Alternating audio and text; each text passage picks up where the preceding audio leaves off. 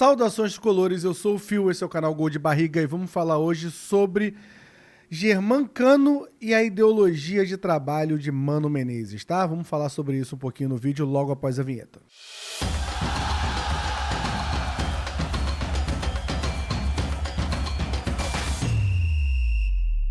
Vamos lá nessa resenha de sexta-feira. Antes de começar sobre a ideologia de jogo de Mano Menezes e sobre a fala do Germancano, pedir só para você deixar o like, se inscrever no canal, que ajuda muito a gente chegar aos 9 mil inscritos aqui no canal Gol de Barriga, tá? Obrigado a todos que são inscritos. Só confere se você é inscrito e deixa o like também, que acaba o YouTube divulgando mais o vídeo, né? O YouTube entende que você tá gostando do conteúdo e acaba compartilhando um pouco mais. Em entrevista ao GE, Germancano soltou a seguinte frase, né?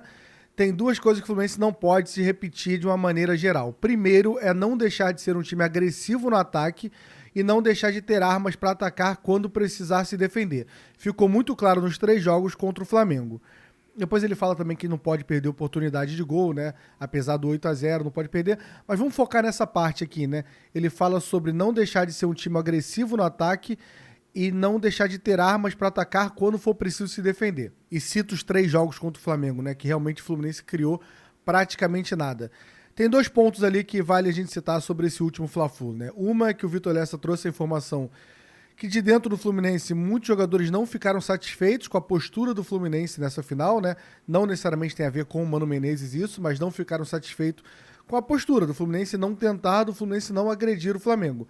E a outra também na saída do Germancano, né? Quando o Mano chama ele à beira do campo ali para a entrada do Everaldo e o Cano sair, o Cano na hora argumenta muito pedindo ali, provavelmente pedindo para não sair, né? Para continuar em campo.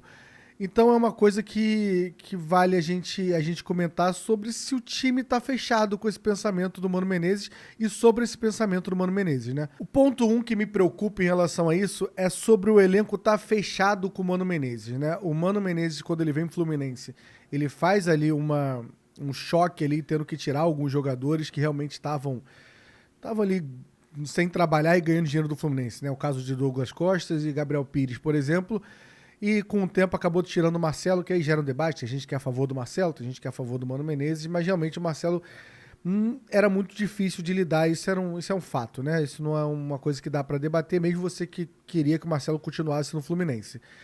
Me preocupa um pouco essa relação, porque você vê até os próprios jogadores que saíram do Fluminense, não só jogadores, sempre que tem uma postagem, algo sobre o Mano Menezes, tem uma oportunidade, eles comentam dando uma alfinetada, né?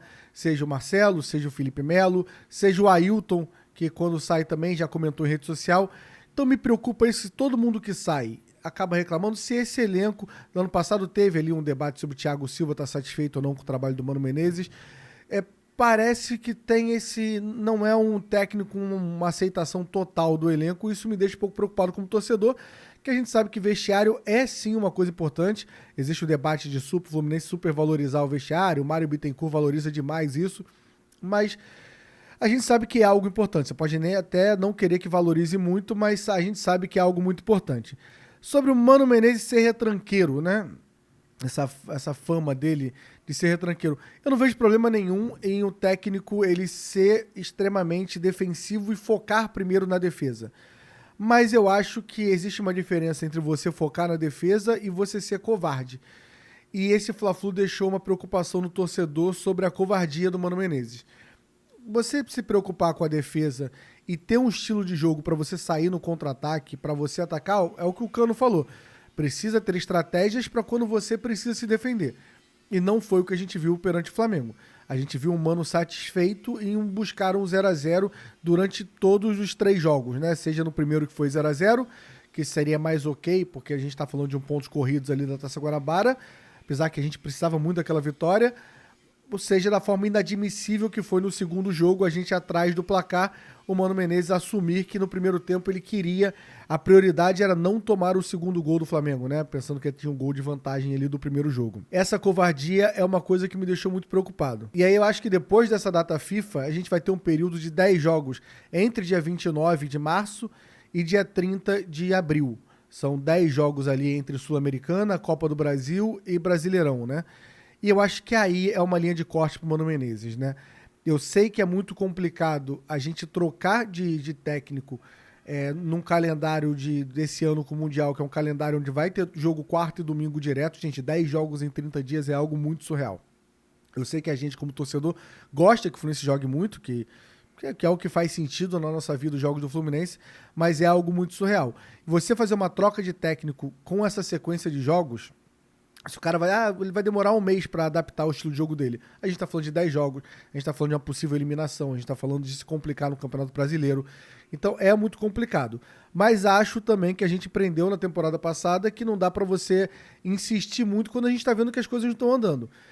Eu acho que em 10 jogos, e jogos grandes, né? A gente tá falando de Sul-Americana, de Brasileirão e de uma Copa do Brasil que não vai ser mais aquela moleza das 2 primeiras fases, a gente vai ver qual é a ideia do Mano Menezes pro jogo, pensando na temporada. É muito complicado porque se eu for fazer a linha de corte somente da final, eu sou o primeiro a levantar a mão e demitir o Mano Menezes. Porque aquilo ali não é futebol e não representa o tamanho do Fluminense.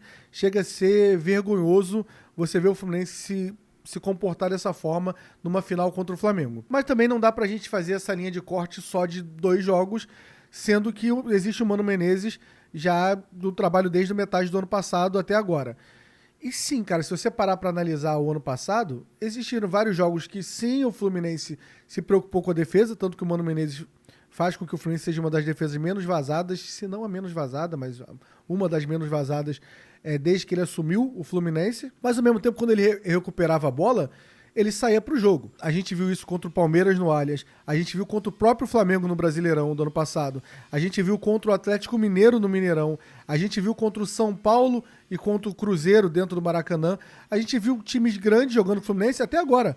Contra o Vasco no Mané Garrincha, a gente viu Fluminense jogando contra times grandes, se preocupando com a defesa, mas saindo para jogar. E por que essa minha preocupação eu acho tão contraditória a forma com que o Mano Menezes lidou nessa final? Porque o Mano Menezes participa de um elenco que ele ajudou a formar. Vale sempre ressaltar que o Fluminense gastou em torno de 150 milhões nessa janela. Um elenco preparado para isso. Não são jogadores medalhões, são jogadores fortes fisicamente, jogadores que têm velocidade. Então, assim, você quer estruturar bem a defesa? Ok, e não vejo... De verdade, gente, eu não vejo problema nenhum nisso. Quero o Fluminense ganhando, e você ganhar o jogo de futebol passa por você não tomar gols. Mas, quando você pega essa bola, você tem que ir pra cima. Você tem que jogar em contra-ataque, você tem que jogar em velocidade, você tem que pegar essa bola e dar num Canóbio pra correr, dar num Serna pra correr, dar num Arias, e buscando o gol. O que a gente viu no Fluminense no Fla-Flu era o Fluminense pegar essa bola e tocar de um lado pro outro, esperando o relógio acabar, como se o resultado tivesse sendo favorável ao Fluminense, e não era. E me preocupa mais ainda quando ele chega numa coletiva e age como se fosse tudo ok, como se fosse o normal o Fluminense não ter time para disputar com o Flamengo. O Flamengo pode ter um time acima do Fluminense, um time titular? Acho que pode, né? A gente tá falando deve ter uns 3, 4 jogadores convocados para a seleção brasileira. Mas é de longe um time para não competir, o Mano Menezes não tinha isso na mão. Foi claramente essa final a gente pode dizer que foi uma diferença tática da postura do Felipe Luiz com a do Mano Menezes. O Mano Menezes abriu mão de jogar, abriu mão de não buscar o ataque e achar um gol.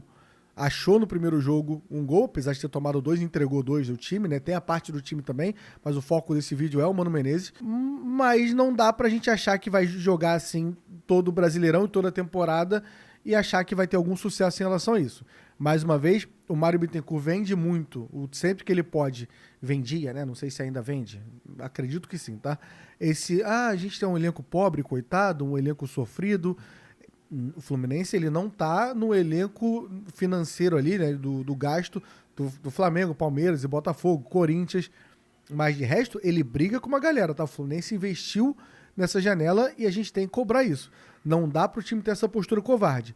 Que eu tô esperando um Mano seja um Mano atacante, um Mano ofensivo demais, que vá com o time pra cima, faça uma blitz o jogo inteiro, eu não tô esperando isso, nem você.